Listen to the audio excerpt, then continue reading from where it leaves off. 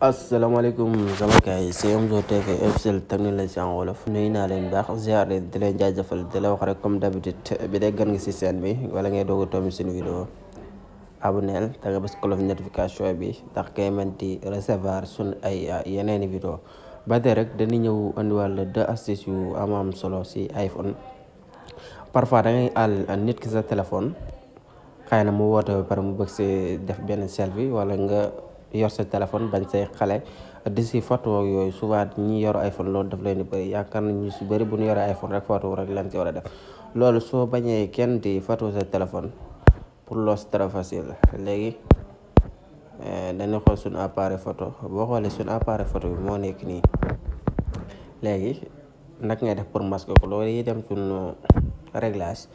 soo ñëwee sa réglage nii nga ñëw fii temps d'écran fii ñëwee temps d'écran fii nga ñëw fii continuer confidentialité nga cliquer foofu boo cliquer foofu nga ñëw fi autoriser soo ñëw fi autoriser bépp application bu xamante ne si nekkul photo sax photo kese mais bépp application boo xam ne bëgg mu apparaître foofu di génn boo ko décoché par exemple ñu décoché ko nii léegi ñu génn léegi bu ñu génnee ñëw fii gis nga suñu application photo bi du génnati fii la boo bañoon nit ñi photo sa téléphone mën nga ko see def boo ko si defee rek automatiquement ku si ñëw rek du gis benn appareil photo ndax autorisé woo ko léegi soo ko bëggee waat dindi très facile comme noonu rek nga ñëwaat foofu nga activé ko automatiquement day activé waat boo xoolee appareil photo bi moo nekkaan di activé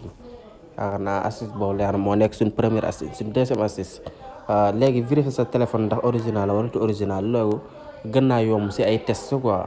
loolu lépp bëri na yu xamante ne si noonu la ñuy testé sa téléphone ba xam original wala du original léegi dañuy def suñ message fii suñ cliquer suñ message ni ñëw nii si barre bi pour écrire léegi fan ngay ñëw da ngay def P nga def W nga def espace nga répété ko tamit encore P nga def envoyé gis nga automatiquement da ngay daal di gis ne day def benn jeu de lumière bu xamante ne si ne lii bu dul original du ko génnee quoi voilà j'espère que gars yi astuce bi leer na di leen wax ngeen wéy di abonné tey aimé vidéo yi baax a baax di leen dig daje à la prochaine vidéo incha allah.